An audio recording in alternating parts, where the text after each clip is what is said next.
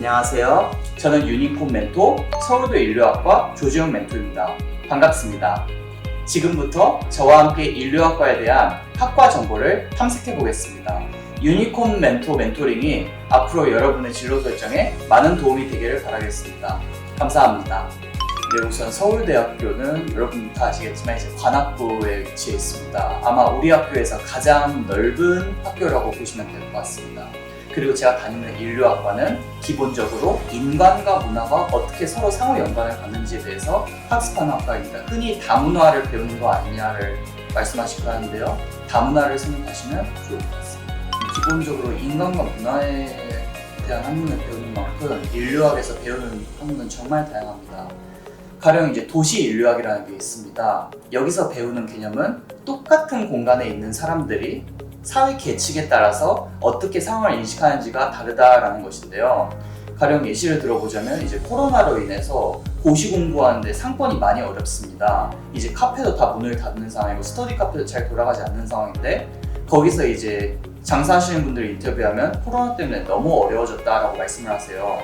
그런데 거기서 고시하시는 분들은 이제 입장이 조금 다릅니다. 아, 나는 코로나가 없었다면 친구를 만났을 텐데 코로나로 인해서 오히려 고시 공부만 전념하게 되어서 나에게 코로나는 오히려 기회다라는 식으로 인식하는 경우도 있죠. 이렇듯 똑같은 공간에 있지만 자기 입장에 따라서 사회를 바라보는 관점이 다른 것을 학습하기도 하고요. 또 이제 현대사회에서는 암이 많이 늘어났습니다. 암이나 성인병이 많이 늘어났죠. 이런 성인병이 늘어난 것이 과연 이제 서구식 식습관으로 인한 차이인지, 그러니까 이제 문화의 차이죠. 아니면 식습관의 차이가 아니라 우리가 오래 살기 때문에 유전자가 노화된 자연스러운 현상인지, 자연이 중요한지 문화가 중요한지 어떤 게 더 결정력인지를 학습하는 과목이 있기도 합니다. 또한 이제 인류학은 기본적으로 답사가 대단히 중요합니다. 어떤 장소에 직접 방문해서 어떤 당사자들을 인터뷰하고 그리고 다양한 연구 기법을 동원해서 최종적인 보고서를 쓰는 것인데 이것을 저희는 흔히 민속지라고 합니다. 이 민속지를 작성하는 법을 학습하는 연구 방법 실습도 존재합니다. 구체적인 시험률까지는 모르겠지만 이제 인류학과를 나오고서 어떤 일을 주로 하는지에 대해서 이제 말씀을 드리겠습니다. 흔히 인류학은요 이렇게 말할 수 있어요. 전 세계에는 참 다양한 사회 문화와 제도가 있구나. 그 사회 문화와 제도는 이런 맥락 속에서 형성됐구나라는 것입니다. 그래서 어쩌면 자기 전공을 살려서 국제기구로 들어가는 케이스도 있죠. 또 국제기구 말고서 이제 탐사보도 PD가 될 수도 있습니다. 예를 들어서 어떤 제 선배는 졸업하실 제 선배는 이제 스페인에 되게 관심이 많은 선배였어요. 그래서 인류학에서 이제 스페인의 문화와 제도를 학습하셨고 졸업 이후에 방송계를 진출해서 좀 라틴 아메리카나 스페인어 문화권을 학습하는 그런 PD가 되셨다고 합니다. 또 이제 PD 말고서도 기본적으로 문화에 대해서 연구하는 만큼 이제 문화연구소로 들어가기도 하고요. 아니면 학문의 길을 닦아서 이제 교수가 되시는 분들도 계십니다. 저는 우선은 어렸을 때부터 되게 다문화에 대한 관심이 많았습니다. 왜 많았냐면 제가 태어난 곳이 이제 영등포 대림동입니다. 거기는 흔히 차이나타운이라고 불리는 곳이죠. 거기에서 흔히 조선족이라고 불리는 분들이 계십니다. 근데 어렸을 때부터 참 궁금했어요. 이분들이 중국인으로 스스로를 정체화하니까 이 사람들을 중국인으로 부를 것인가, 아니면 한국인의 피가 흐르니까 이 사람들 한국 동포로 규정할 것인가. 이게 한국 동포로 규정해야 된다, 아니다 중국인으로 규정해야 된다. 이게 공부하다 보니까 양측의 논리가 정말 팽팽한 거예요. 그래서 다문화에 대해서 참 더 공부를 해봐야겠구나 라는 생각이 우선적으로 들었습니다. 그리고 이제 고등학교 3년 내내 제가 봉사활동을 했는데 다문화 멘토를 대상으로 봉사활동을 진행한 거예요. 그래서 이제 그 다문화 아이를 이제 멘토링 하다 보니까 그럼 이 아이의 부모님은 어디서 오셨냐 보니까 이제 중앙아시아에서 오셨거든요. 그래서 중앙아시아에 대해서 좀 더 탐구를 해보니까 생각보다 이제 한국과 중앙아시아 간의 교류가 활발하고 또 고려의 문제가 있다는 것을 알게 됐습니다. 그래서 그때부터 인류학에 대해서 조금 더 공부해보고 지금 우리 사회가 이제 다문화로 흘러가는 만큼 다문화 정책과 이민 정책을 조금 더 관심을 가지게 돼서 이제 정치외교학과도 관심을 가졌지만 서울대에 이제 이 다문화에 대해서 연구하는 인류학과가 있구나. 그래서 이제 인류학과에 대해서 진학을 결심하게 되었습니다. 뒤에서 더 자세하게 다루겠습니다만 이제 인류학과에 진학하게 된 서울대 전형은 일반 전형이라는 전형입니다. 그리고 준비하기 위해서는 대략적으로 다문화 관련 책을 읽고 봉사활동을 최대한 노렸었던 거예요. 네, 우선은 제가 인류학과에 진학을 하기로 결심한 이후에 이제 수시 중에 일반 전형이라는 것으로 제가 준비를 했습니다. 서울대 서시 전형은 크게 두 개로 나뉩니다. 이제 지균이라고 불리는 지역균형 선발 전형인데 이거는 학교에서 1명 내지 2명 정도를 선발하죠. 그리고 이제 일반 전형입니다. 일반 전형은 이제 지역균형이 아닌 사람들이 이제 지원하는 겁니다.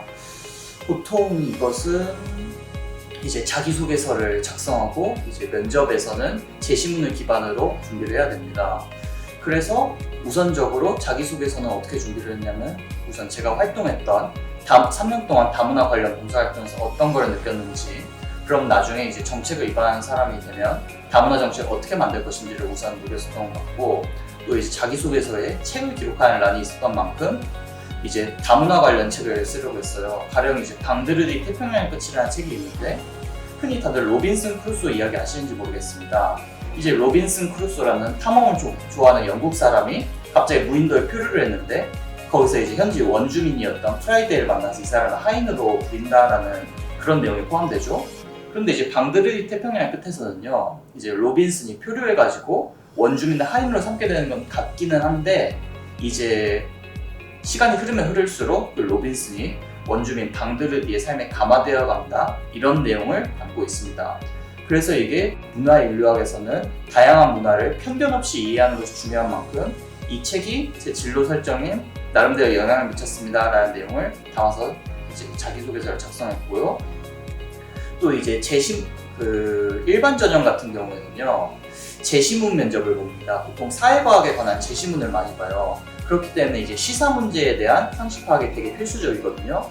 그래서 제가 고등학교 1학년 때부터 꾸준히 신문을 읽고 또 이제 오늘의 주요 이슈는 무엇인지 기사를 스크랩했었고요. 그리고 그렇기 때문에 이제 면접에서 당연히 좀 난해한 제시문이 나왔지만 이제 평소 시사 문제와 연관돼서 잘 답변했던 것 같습니다. 제 내신 등급은 이제 1.4였습니다. 그리고 이제 그러면 이제 인류학과 등급 컷은 어떻게 됐냐라고 이제 다들 모르시는 분도 많으실 텐데, 에스카그도 이제 인류학과는 자체적으로는 등급 컷을 이제 공개를 하지 않습니다. 그래서 공개를 할 수 없었기에 대략적으로 어느 정도이다라는, 비슷한 대학은 어느 정도로 등급 컷이 있나를 파악했는데 대략적으로 한 1.3에서 1.5 정도라고 생각하시면 될 것 같아요. 사실 인류학과 말고도 거의 모든 과가 이제 정도의 차이는 있겠지만 1.3에서 1.5 선으로 정리된다고 보시면 될 것 같습니다. 국어 같은 경우에는 우선 말씀을 드리자면 저는 비문학 같은 경우, 문학 같은 경우 공부 방법이 다르다고 이제 말을 하고 싶어요. 이제 문학 같은 경우에는 제가 책을 워낙 좋아했었습니다. 제가 이제 생활기록부에 기록한 책만 3년 동안 80권 정도 되는데, 그래서 이제 평소에 소설을 좋아했었습니다. 그래서 우선 교과서에 나오는 소설 작품 같은 거, 아니면 이제 나중에 수능을 살짝 준비할 때 거기 수능 교재에 나오는 소설이나 아니면 시, 그리고 희곡 같은 것들을 제가 일단 다 찾아봐서 이제 교과서에는 일부분만 실리잖아요. 근데 일부분만 그치지 않고 저는 기본적으로 인터넷 찾아봐서 최대한 전문을 찾아 읽으려고 노력하거나 아니면 최소한 작품이 전반적으로 어떤 주제에 다루고 있는지를 찾아보고자 노력을 했습니다. 우선 작품의 배경을 알다 보니까 어떤 맥락에서 쓰여졌는지가 이제 나중에 눈에 들어오더라고요. 그래서 이제 수능 교재 일부분만 실려있는 것, 교과서 일부분만 실려있는 것이었다면 이제 전체적인 작품 분위기를 파악해가지고 어떤 맥락으로 이 작품이 쓰여졌는지를 이제 공부를 했습니다. 그러면 이제 주제 파악도 어느 정도 쉬워지는 그런 경향이 있죠. 비문학 같은 경우는 사실 습관을 들이는 게 가장 중요하다고 생각이 듭니다. 그래서 비문학 같은 경우에는 우선 매산비라는 일단 문제집이 있죠. 그것처럼 일단 기본적으로 좀 어려운 비문학 지문을 하루에 푸는 습관을 기르기도 했습니다.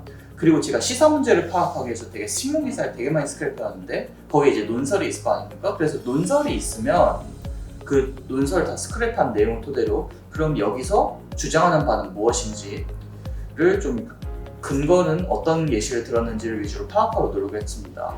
그러다 보니까 기본적으로 비문학에서는 이제 속독이 상당히 중요한데 이제 어떤 글을 빨리 읽는 능력도 키울 수 있었고, 또 이제 글에서 주장하는 핵심 내용, 글의 핵심 개념을 파악하는 습관도 들었던 것 같습니다. 네, 그리고 국어 말고 이제 영어로 넘어갈 건데요. 영어 같은 경우에는 우선은 익숙해지는 게 중요하겠죠.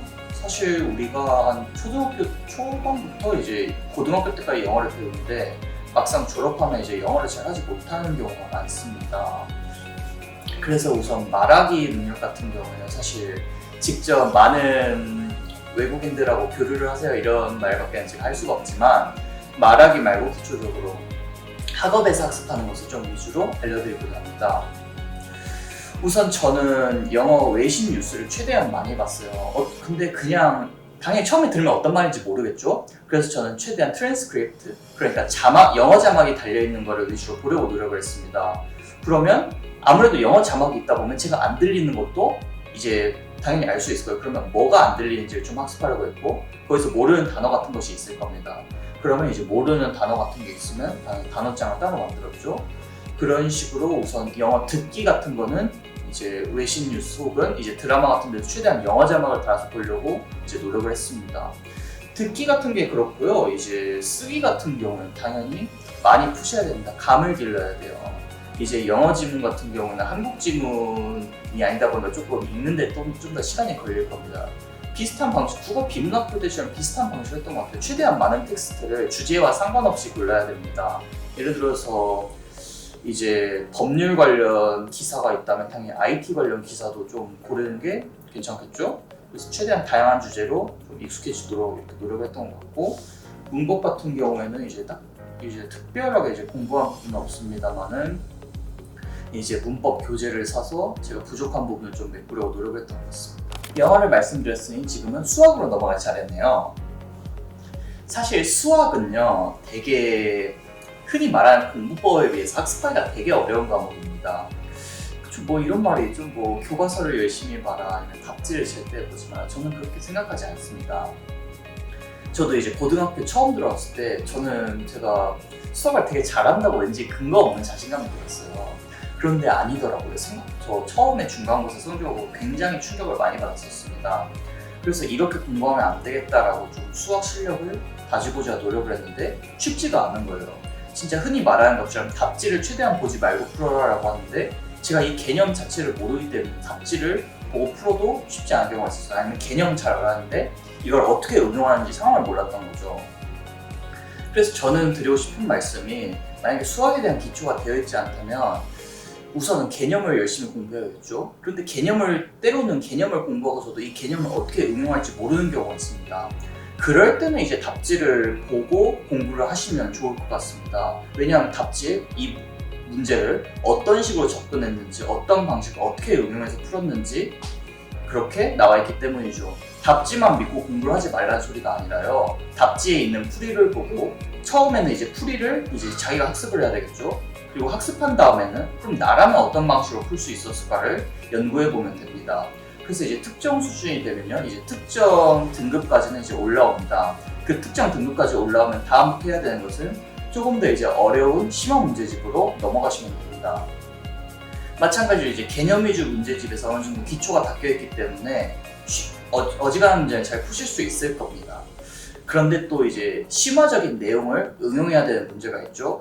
그럴 때는 이제 최대한 도전해 보실 때 그것도 안 되면 다시 답지를 보시면 됩니다. 답지를 보신 다음에 어떤 식으로 접근했나를 다시 보세요. 다시 보신 다음에 당연히 나라면 어떤 식으로 접근했을까를 보시면 될 것 같습니다. 흔히 이제 수학을 답지를 보지 말라고 하시는데 정확히 말하면 답지만 보고 공부를 하지 말라는 뜻이지 답지에 있는 문제 접근 방향성 같은 거는 익히시면 분명 도움이 됩니다. 실제로 이제 답지에 있는 개념에 그치지 않고 저라면 어떻게 풀었을지를 생각해 보다 보니 서서히 등급이 올라가는 제 자신을 발견할 수 있었습니다. 근데 이제 암기 과목이라고 하면 흔히 이제 사회탐구 과목을 같은 걸 이야기하죠. 혹은 이제 교양으로 배워야 되는 과학 같은 것을 이제 이야기할 수도 있을 거고요. 네, 저는 사회탐구 과목을 선택해서 공부를 했었습니다. 그런데 사실 이제 암기 과목 공부 방법이라는 게 별로 없는 것이 저는 되게 사회문화에 대해서, 사회 문제에 대해서 관심이 많았어요. 그래서 이제 제가 좋아하는 거다 보니까 좀 열심히 했던 것 같은데 좀 구체적으로 그런 방법을 그래도 말씀해 드리겠습니다. 사실 사회탐구 과목은요, 과목마다 특성이 다릅니다. 그 특성이 달라요. 예를 들어서 생활과 윤리 같은 경우 아니면 윤리와 사상 같은 이제 철학 문제 같은 경우에는 철학을 단순히 외운다고 그게 문제가 되는 게 아니죠. 그 철학을 이 철학자라는 특정 상황에서 어떻게 말했을지를 이해하고 응용하는 예시 중심이 대단히 중요한 과목이 이제 윤리 과목입니다. 그리고 이제 경제 과목 같은 것도 있을 텐데 경제 과목은요 기본적으로 뭐 수요와 공급 곡선이라는 것이 존재를 하기 때문에 이걸 실제로 그려야 되고 계산 과정이 대단히 중요한 과목입니다. 그리고 이제 동아시아사 혹은 이제 세계사라고 불리는 역사 과목은요 암기가 굉장히 중요합니다. 세세한 거에서 많이 나오죠. 그렇기 때문에 이제 어떤 사회 탐구 과목을 대할 때마다 저는 이 탐구 과목이 어떠한 특성을 가지고 있는지에 대해서 우선적으로 분석을 하려고 했던 것 같습니다. 그리고 사실 암기 과목이라는 말이 어울리는 것처럼요 시간이 굉장히 많이 소요됩니다. 근데 평소에 이것만 공부하기에는 뭐 국어도 공부해야 되잖아요. 그리고 영어도 공부해야 되고 수학도 공부해야 되겠죠?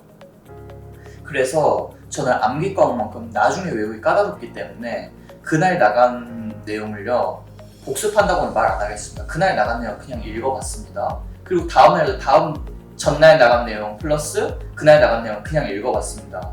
책도 이제 여러 번 읽고 영화도 여러 번 읽고 아 나 이 내용 알아, 아 나 이 장면 어디서 봤어 이런 식으로 좀 친숙하잖아요. 그래서 이제 단순히 그냥 개념만 읽어보면 나중에 이 개념이 상당히 친숙해집니다. 그런 상황에서 이제 2주 내지 3주 정도를 남기고 암기 과목만 집중적으로 공부를 하는 것이죠. 이전에 어려운 개념 같은 경우에는 미리 한번 읽어보는 것에 친숙해졌기 때문에 상대적으로 암기 과목에 소요되는 시간을 줄일 수 있었던 것 같습니다. 무엇보다 그리고 자신이 흥미로운 과목을 좀 선택하라고 조언을 드리고 싶은데 예를 들어서 저 때는 이제 정치와 법이라는 이름이 법과 정치였습니다. 그런데 제가 평소 정치 현상에 대해서 관심이 있었고 또 법률 제도에 대해서 관심이 있었기 때문에 정말 공부하는 게 재밌었던 것 같아요.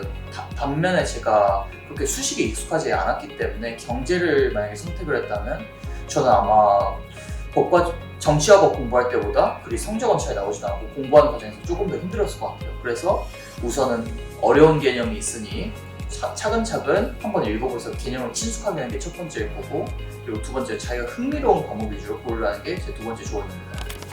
말씀드렸듯이 수학입니다. 수학은 외운다고 해결되는 과목이 아니잖아요. 교과서에 예를 들어서 국어 같은 경우에는 뭐 문법 개념을 외운다고 쳐요. 아니면 뭐 교과서에 있는 이 시에서 이 화자는 무엇을 말하고 싶은 것이다 라는 개념을 다 외운다고 치면 이제 시험 문제에서 어느 정도 응용이 가능한 것이긴 합니다. 뭐 영어 같은 경우에도 본문의 방대한 양을 암기한 다음에 이론적으로는 문제를 푸실 수 있어요. 그리고 암기 과목, 소위 암기 과목이라고 말하는 사회탐구는 말할 것도 없겠죠. 그런데 수학은 그렇지가 않단 말이에요. 예를 들어서 문제집 풀이를 외운다고 해서 그걸 그대로 내시는 선생님은 아마 계시지 않을 겁니다. 그래서 이 수학은 어떻게 접근해야 되느냐라고 생각을 해봤는데 그래서 처음엔 답지 개념을 외워버릴까 했는데 당연히 되지가 않았겠죠. 답지 개념을 외우는 게 아니라 정확히 말하면 답지 내용을 외우는 게 아니라 답지에 나와 있는 개념을 학습하시라는 말을 드리고 싶습니다. 뭐 그러다 보면 좀 친숙해지겠죠. 예를 들어 어떤 문제집에서는 이렇게 접근했는데 같은 문제집 안에서도 똑같은 비슷한 유형 문제인데 또 어느 페이지에서는 이렇게 접근했다 또 뒤에 있는 페이지에서는 어느 방식으로 접근 방식법이 좀 다른 경우가 상당히 있습니다. 뭐 문제집을 한두 권 정도 한 권 정도 더 산다면 이제 2개 정도의 문제집에서 어떤 식으로 문제를 접근하는지 비교 분석을 할 수 있겠죠. 그래서 최대한 다양한 풀이를 우선 학습을 하고 내가 그럼 이 개념을 알았는데 문제에서는 어떤 식으로 개념이 응용되는지 위주로 학습을 했던 것 같습니다. 그리고 무엇보다 수학 같은 경우는 감이 상당히 중요한 과목입니다. 보통 이제 암기 과목을 공부할 때는 전날까지 꼬박 밤을 새서 공부하는 경우가 있는데 수학은 하루 바짝 해서 된다고 해도 응용할 줄 모르면 끝나는 과목이기 때문에 오히려 수학 같은 경우는 늦게 공부하나 아니면 전날에 일찍 잠을 자러 가거나 상관없이 기본적으로 평소에 습관이 들어가 있어야 됩니다. 저는 이제 수학도 그냥 암기 과목처럼 생각했는지 처음에 그냥 바짝 공부하는 게 일지라고 했는데 그게 되지가 않았죠. 그렇기 때문에 이제 수학은 꾸준히 하셔야 됩니다. 진짜 매일 몇 문제라도 좋으니 아니면 문제를 풀지 못하고 그냥 답지 개념 학습만 해도 좋으니 매일같이 놓지 않는 게 중요합니다. 그렇게 되면 어느 정도 수학도 극복할 수 있을 것 같습니다. 우선은 아까 제가 말씀드렸듯이 자기소개서에 이제 방글의 태평양의 끝을 쓰게 되었었고 또 이제 3년 동안 봉사활동을 쓰게 됐다고 했는데 어떤 식으로 노래하는지 좀 구체적으로 말씀을 드리겠습니다. 우선 다문화 활동을 3년 동안 하다 보니 이런 게 느껴졌어요. 보통 이제 학원에 의존할 수 있겠죠. 학원에 의존할 수 있는데 굳이 이제 선생님이 되어서 멘토가 되어서 가는 무료 봉사에 참여했다는 것은 경제적인 여건이 그만큼 어렵다는 뜻이기도 합니다. 그리고 아무래도 다문화 아동을 대상으로 하다 보면요, 이런 경우가 있을 수 있습니다. 쉽게 우리나라 한국말은 잘 되기는 합니다만 이제 쉽게 잘 적응하지 못하는 거죠. 왜냐하면 부모님 문화도 있을 거고 한국 문화도 있을 건데, 그럼 나는 어느 문화권에 속해 있나라는 정체성을 좀 느끼는 경우도 있는 것 같습니다. 아무튼 그래서 그럼 다문화 가정에 정착하기 위해서 할 수 있는 건 무엇이 있을까 생각을 해서 그 해결책을 여기서 썼던 것 같습니다. 그리고 이제 다문화 가정 같은 경우는 이제 교육 조건에서 좀 열악한 경우가 조금 있으니까 이제 봉사활동을 요청하는 거겠죠. 그래서 교육격차 해소하기 위한 걸로 이제 교육카드를 지급하면 되지 않겠느냐라는 내용을 여기서 다문화 활동에서 그치지 않고, 그럼 다문화 정책 우리나라에 어떻게 정착시킬래? 또 그리고 봉사활동하면서 인식했던 문제점 어떻게 해결할래? 이걸 중심적으로 썼습니다. 그리고 제가 모의 유엔대에도 나갔었어요. 지금 아마 외부 활동 기록이 극도로 제한되어 있지만 제가 있는 고등학교 같은 경우에는 이제 지역에 있는 7학교 정도를 묶어서 함께 활동을 해주게 했습니다. 그거 말고도 이제 모의유엔대 같은 경우 동아리를 만들어서 이제 모의유엔 동아리 활동 이렇게 등록하는 경우도 있다고 하더군요. 아무튼 그렇게 모의유엔 대회에서 저는 이제 처음에는 이제 폴란드 대사를 맡았었고, 두 번째 이제 프랑스 대사를 맡았습니다. 이제 폴란드 같은 경우는 예전에는 이제 냉전 시기에는 공산주의 문화권에 있었지만 이제 냉전이 끝난 이후에 러시아와 대단히 적대적인 관계를 맺고 있는 국가 중에 하나입니다. 그래서 안보 문제에 있어서는 이제 미국과 좀 같은 목소리를 내는 편이긴 해요. 그래서 물론 저는 이제 폴란드에 대해서 이런 정도는 대략적으로 알고 있었습니다만, 그럼 이 나라가 유엔에서 어떤 활동을 했을지는 잘 몰랐죠. 그래서 조사를 하면서 폴란드는 이런 역사적 배경이 있었구나, 그럼 이런 상황에서는 이렇게 말을 했을 것이다 라는 내용을 말할 수 있었습니다. 그런 식으로 이제 모의유엔 활동을 하면서 각 나라의 문화와 아니면 정치적인 배경 같은 게 어떤 맥락 속에서 형성되는지 역사적이나 문화적이나 그런 요소들을 종합해서 서술을 했습니다. 그리고 이제 독서 기록 같은 경우는 제가 80권 정도 했다고 했습니다. 그 책 중에 물론 이제 인류학 준비하시면요, 인류학자 책 읽으면 좋습니다. 레비 스트로스라는 사람도 있고 레비 브릴도 있고 마가렛 미드도 있고요. 그런데 문제는 그 학자들의 책을 제가 지금 전공 시간에 매일같이 이제 거의 30페이지 가까이 이제 읽고 있다는 점입니다. 대학생인 저도 알기 어려운 점이 많아요. 그리고 이제 중학생 내지 고등학생 입장에서는 이게 더 심할 것이고요. 물론 그렇게 인류학자 책을 읽으면 좋습니다. 하지만 대학생이 저도 어려운데, 그렇죠? 그래서 다문화와 관련된 책을 최대한 읽으려고 해보세요. 가령 조금 고등학생 입장에서 쉬운 책이라면 글쎄 탈북민의 이야기를 쓸 수도 있을 것이고, 아니면 되게 아프리카 내전 시기를 다룬 책이 있을 겁니다. 블러드 다이아몬드라는 책이거든요. 아니면 영화를 쓸 것이고요. 그래서 어쨌든 좀 세계 각국에서 이제 일어나는 일에 대해서 관심을 가지시고요. 그 관심을 가진 것을 보고서를 작성하시든지 책으로 읽으시든지 아니면 세부 특기사항에 기록되도록 하시든지, 이렇게 나는 이제 세계의 다양한 문화에 관심을 가져왔다, 세계의 다양한 상황에 대해서 관심을 가져왔다를 어필하시면 좋습니다. 또 이제 제가 제출에 이제 고등학교 2학년에서 3학년이 되다 보면 이제 보통 학교에서 선생님들이 보고서를 많이 제출해달라는 이야기를 합니다. 보통 이 선생님들이 보고서를 제출하라고 하시는 목적이 뭐냐면 학생의 진로와 그 학과 공부가 어떻게 연관되어 있는지를 이제 좀 선생님들께서 도움을 주시려고 하시는 거예요. 그럴 때 적극적으로 활용하시면 좋은데, 저는 세계지리 시간에 이제 세계화 시간이 있었죠. 그런데 이제 세계화라고 하면 우리가 아마존에서 해외 물품을 직구하기도 하지만 동시에 이제 세계화라는 것은요, 서비스, 그러니까 상품도 넘어오지만 사람들도 넘어오는 거예요. 그런데 만약에 사람들이 들어오면 외국인 노동자들이 들어오면 일자리는 한정되어 있으니까 어쩌면 이제 우리나라 사람들이 외국인 노동자들에게서 자리를 내줘야 되기도 하겠죠. 그래서 쉽지는 않은 문제입니다. 그러면 세계화 이론적으로 사람, 그리고 아까 상품 같은 경우도 말씀드리자면요, 상품 같은 경우도 외국 상품이 많이 들어오면 우리나라 상품보다는 좀 어려워지는 경우도 있기는 있어요. 그래서 그럼 세계화는 어느 정도로 해야 되느냐? 완전히 반대하기에는 우리한테 주는 혜택이 너무 많은데 완전히 개방했을 때 부작용은 어떤 게 있지는 않을까, 그런 식으로 보고서를 썼던 것 같습니다. 그런 식으로 준비를 했었고, 이제 면접 과정에 대해서 사실 말씀을 드리자면요, 서울대 일반 전형 같은 경우에는 사실 그 자기소개서나 아니면 생활기록부보다는요 외부 제시문이 주어집니다. 그래서 시사 문제에 대한 상식을 파악하라, 이 정도밖에 드릴 말씀이 없긴 하겠는데요. 대신에 인류학과는 아니었지만 이제 다른 대학의 다른 과를 이제 면접에서 봤을 때 어떤 식으로 답변하는지 위주로 말씀을 드리겠습니다. 우선은 자기소개서와 생활기록부에 접점이 있는 부분을 이렇게 면접관님께서 여쭤보십니다. 이 학생이 이 활동을 제대로 한 것이 맞냐를 1차적으로 학습을 하고, 또 이제 이 학생이 그러면 이것을 어떻게 이해하고 있는가를 이제 말을 해주고, 가령 제가 경제 관련 책도 많이 읽었었는데 이제 다른 대학에서 경제학 책을 많이 읽으셨다. 그러면 이 책, 이렇게 나열된 책들의 공통점은 무엇이 있을까? 차이점은 무엇이 있을까? 그리고 그거 만약에 그 책의 이론대로 말하는 거를 지금 우리나라 정부 정책에 한번 적용해 보면 어떤 점을 비판할 수 있을 것이고 어떤 점을 잘했다고 평가할 수 있을 것이고, 이런 점을 좀 얘기하라고 하게 됐죠.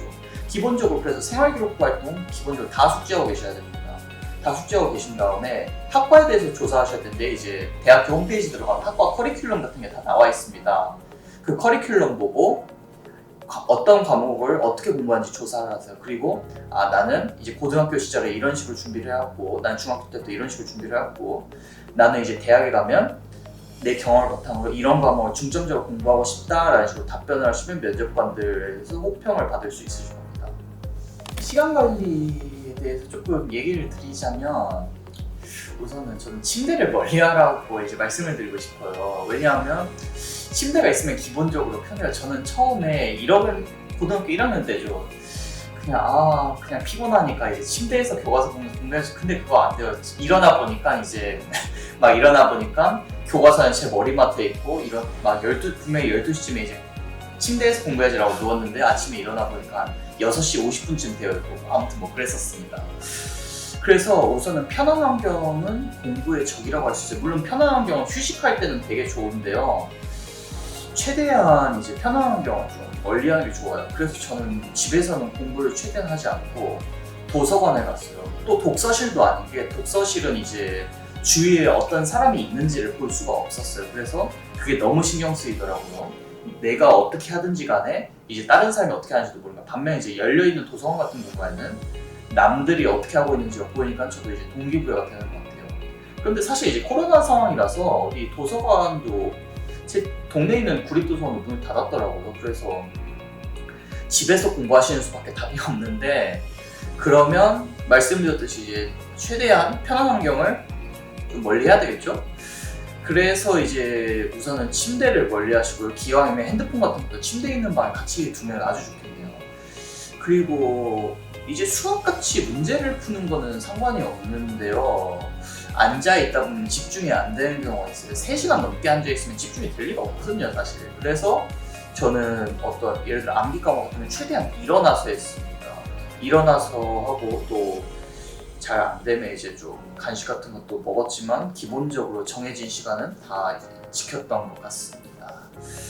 또 이제 그리고 사실은 짜투리 시간을 활용해라 라고 하는데 저는 그 말을 믿지 않습니다. 왜냐하면 체력적으로 이제 한 40분에서 50분 정도 이렇게 수업을 하고 나서 그 쉬는 시간 그래서 이제 집중이 안 되니까 이제 학교에서 10분 동안 쉬어라, 5분 동안 쉬어라 이런 식으로 쉬는 시간을 주는 것인데, 그 시간까지 활용해버리면 진짜 버틸 수가 없더라고요. 그 시간 활용하겠다고 했다가 다음 수업 시간에 집중 안 돼서 낭패를 본다면 그것만큼 안 좋은 건 없을 거라고 생각해요. 그래서 저는 차라리 쉬는 시간 때, 말 그대로 쉬는 시간인 만큼 그냥 엎드려서 잤습니다. 대신에 이제 짜투리 시간이 쉬는 시간 말고, 예를 들어 진도를 다 나가신 선생님이 자습 시간을 준다. 자습 시간을 준다면 그냥 그날 배운 내용을 아까 암기 과목 공부하는 것처럼 그냥 읽어보고 그냥 덮으시고, 혹시나 만약에 뒤에서 뭐 배울지 그냥 한번 쭉 읽어보는 것도 나쁘진 않다고 생각이 듭니다. 그리고 이제 방학 기간 동안에는 무엇을 했느냐, 사실 이 질문이 대단히 중요한 게, 이제 수시로 가려면 내신이 상대적으로 중요하고 정시로 가려면 수능이 상대적으로 중요하잖아요. 그래서 어떤 식으로 이제 균형을 맞춰야 될지 어려워하는 경우가 상당히 많아요. 저는 일단 수시로 준비를 했어서 이제 보통 이제 학기 중에는 학교에서 배운 것만 충실하게 공부를 했던 것 같아요. 대신에 이제 수능 방학 때 뭐를 했느냐, 솔직히 이제 방학 때는 진도를 나가지를 않고 학교에 나갈 일도 거의 없죠. 방과후 같은 거를 뭐 듣지 않는 이상. 그래서 방학 때는 이제 수능 공부를 했었습니다.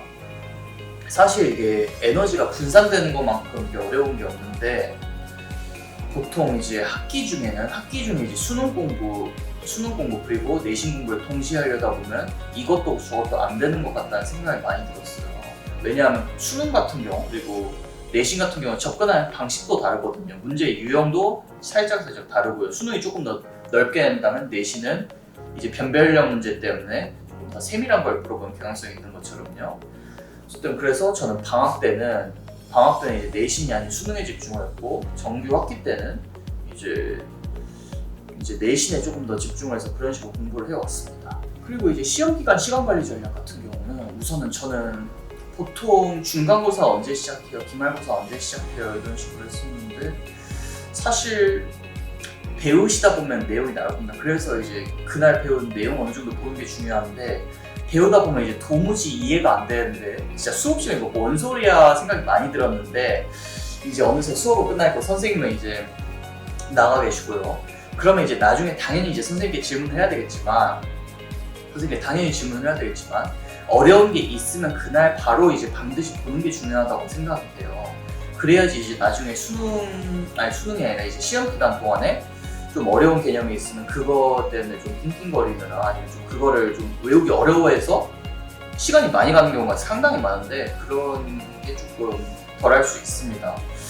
그래서 사실은 매일 어려운 개념이 있으니 매일같이 그냥 읽은 내용 그냥 쭉 읽어보라고 이제 말하고 싶고, 기본적으로 저는 중간고사 내지 기말고사는 한 달 전부터는 무조건 시작을 했습니다.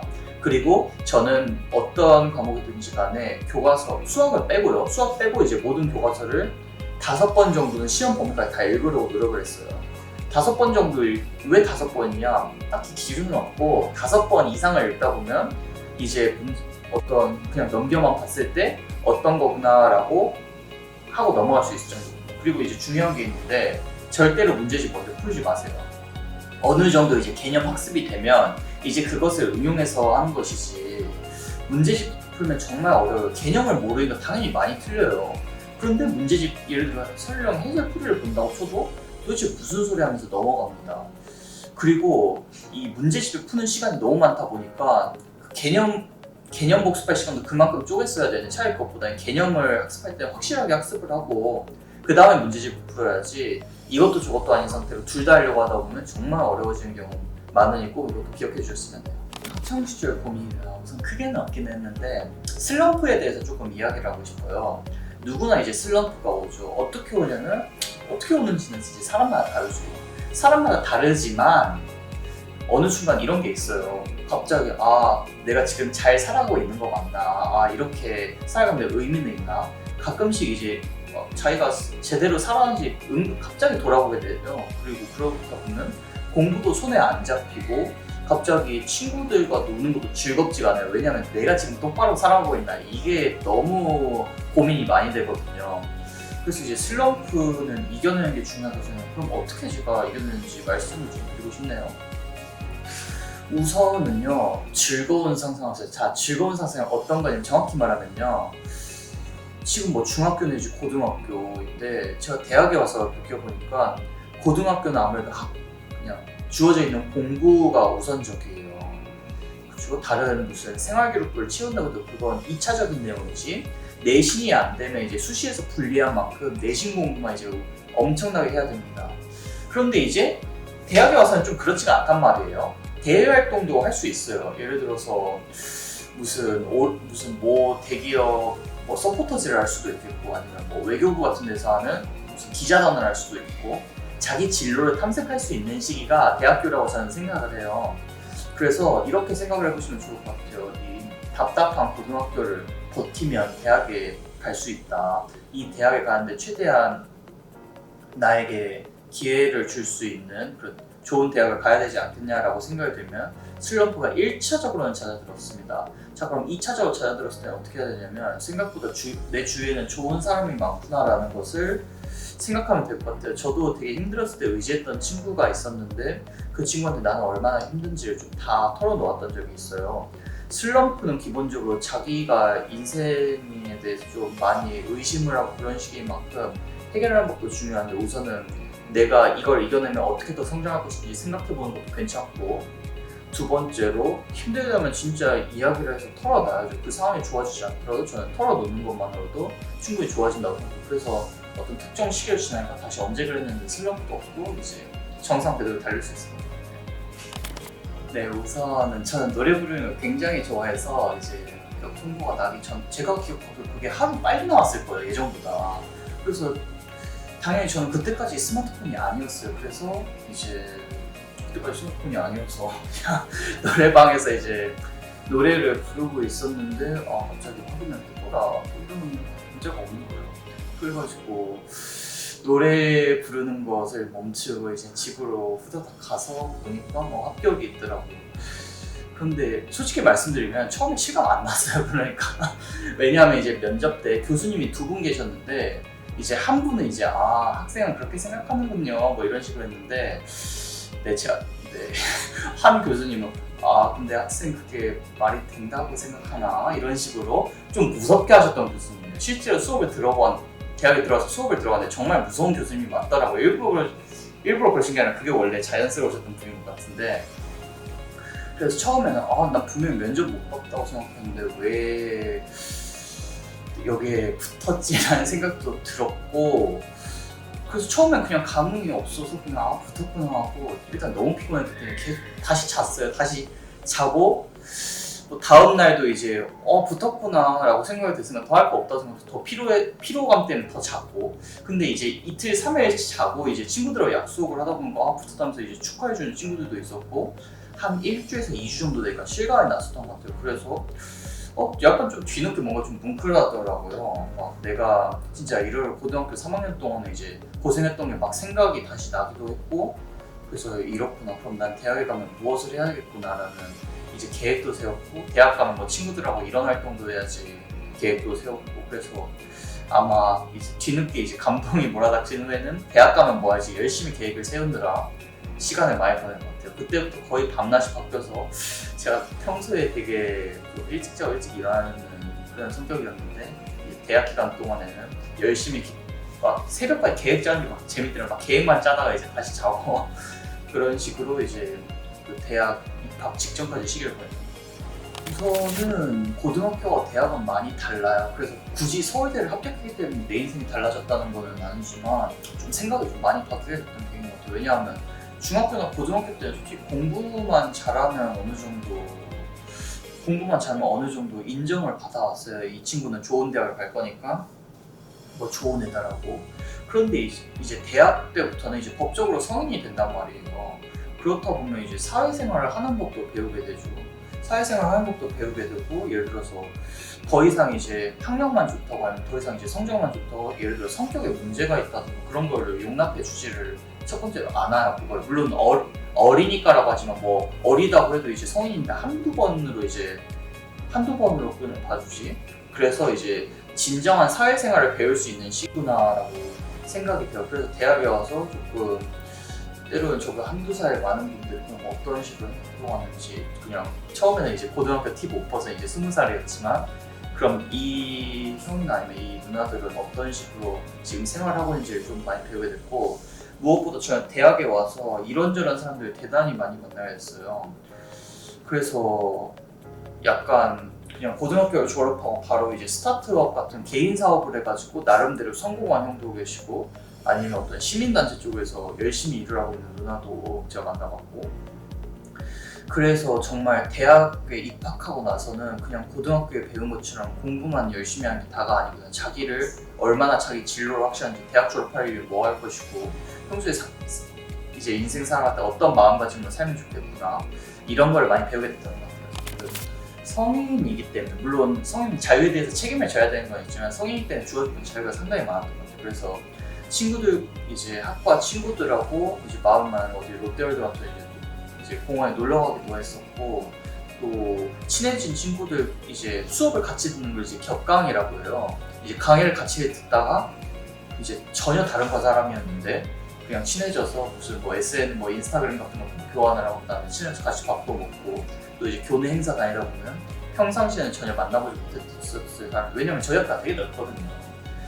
그런 이제 평소에 만나보지 못했을 사람들을 되게 만나는 제가 사람을 워낙 좋아하기 때문에 새로운 사람을 금방금방 만날 수 있다는 게 조금 이제 마음에 많이 들었어요.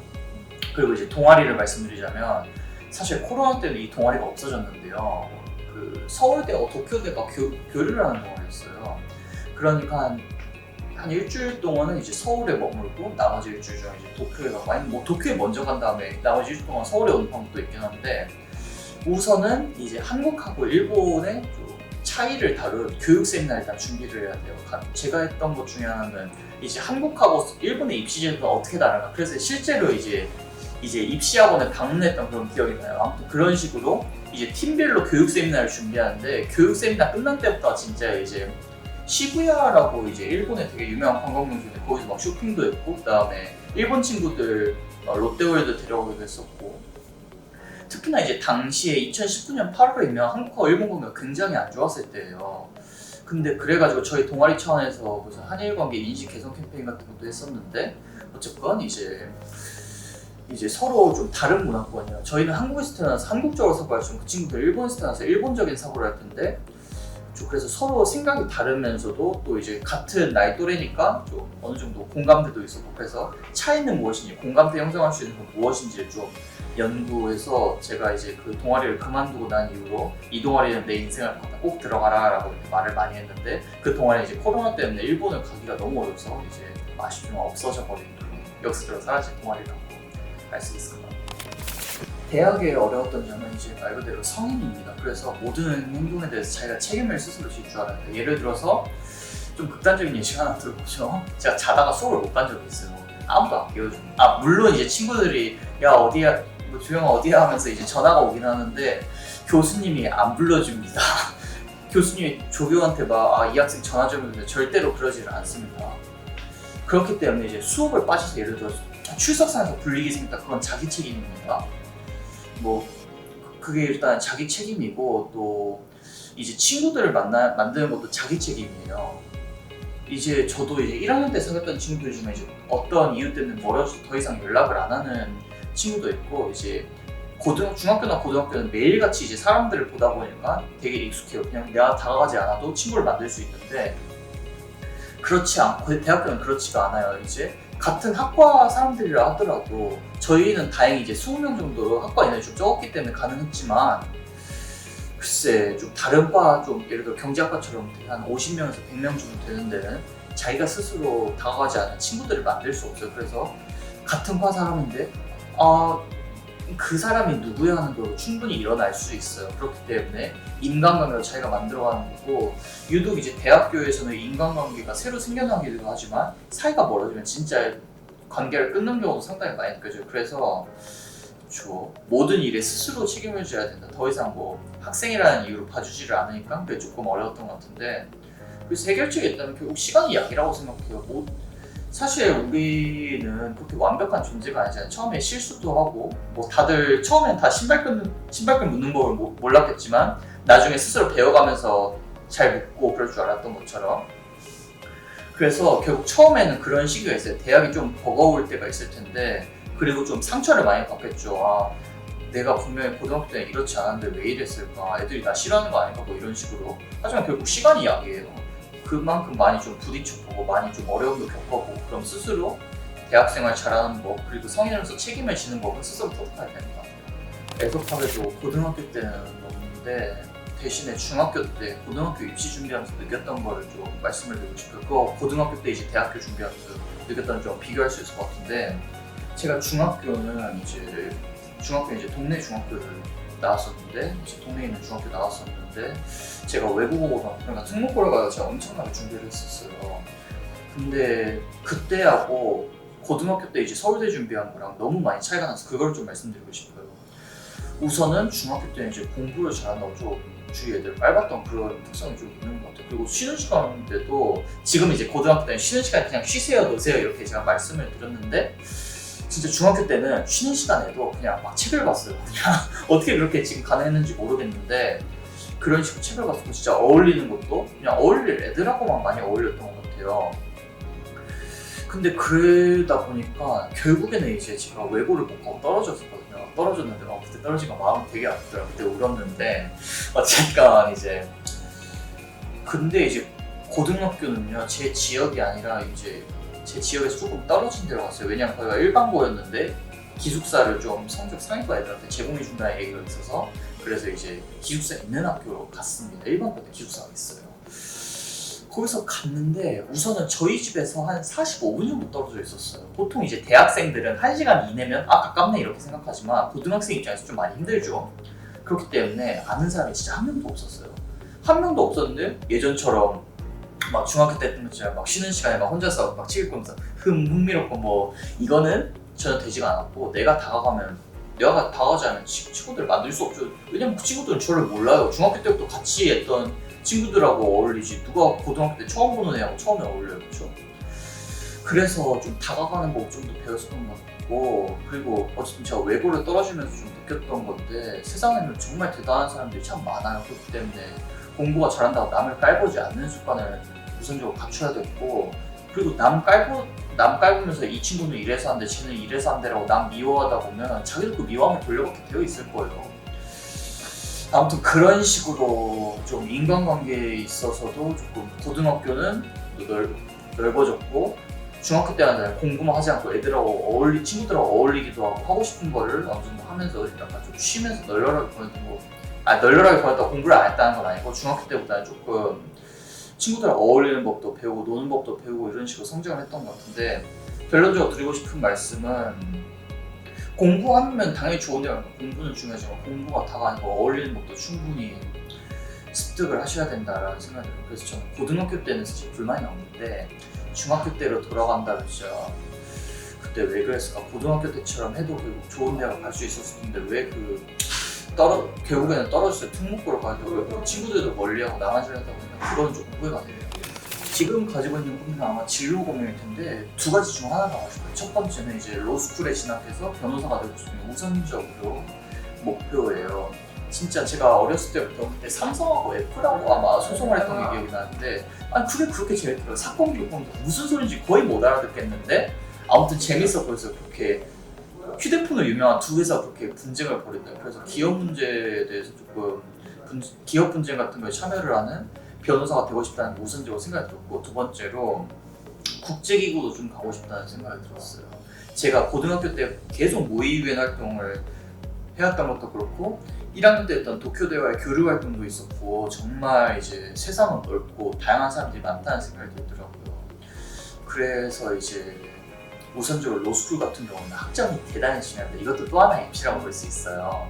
그래서 로스쿨 우선 학점을 끌어올리기 위해서 지금 3학년 때 입장에서 안간힘을 쓰는 중이고 그리고 이제 법률 학회 같은 것도 들어가서 활동하려고 지금 계획을 하고 있습니다. 그거 말고서도 이제 로스쿨도 보통은 성적과 그리고 리트라는 법학 적성 시험 그러니까 시험이 보통 주가되기는 하지만 기본적으로 고등학교 때처럼 생활기록부 즉 이제는 대외활동 확인서죠.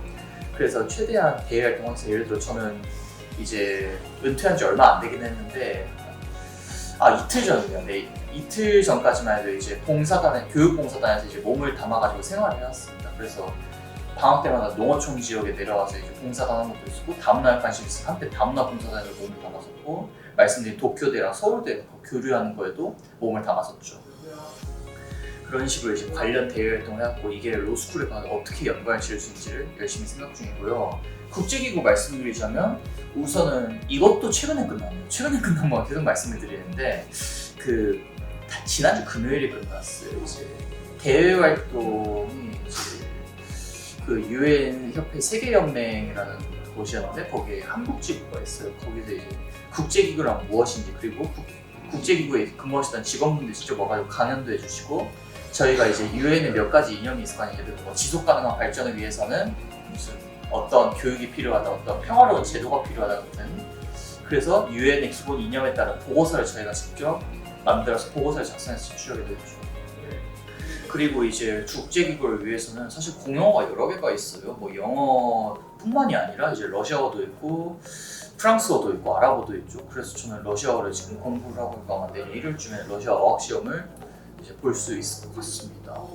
그리고 그거 말고서도 이제 유엔 현장에 있는 사람들에 대해서 어떻게 할 수 있는지, 그리고 국제기구 관련 인턴 어떤 자격이 주어지는지 열심히 탐구하고 있는데 그 두 가지가 나눌 수 있을 것 같아요. 로스쿨이랑 국제기구. 우선은 제가 지원서를 지금 열심히 작성하고 있는 중인데, 예를 들어서 경제하고 법을 연관시킬 수도 있겠죠. 예를 들어서 어떤 경제에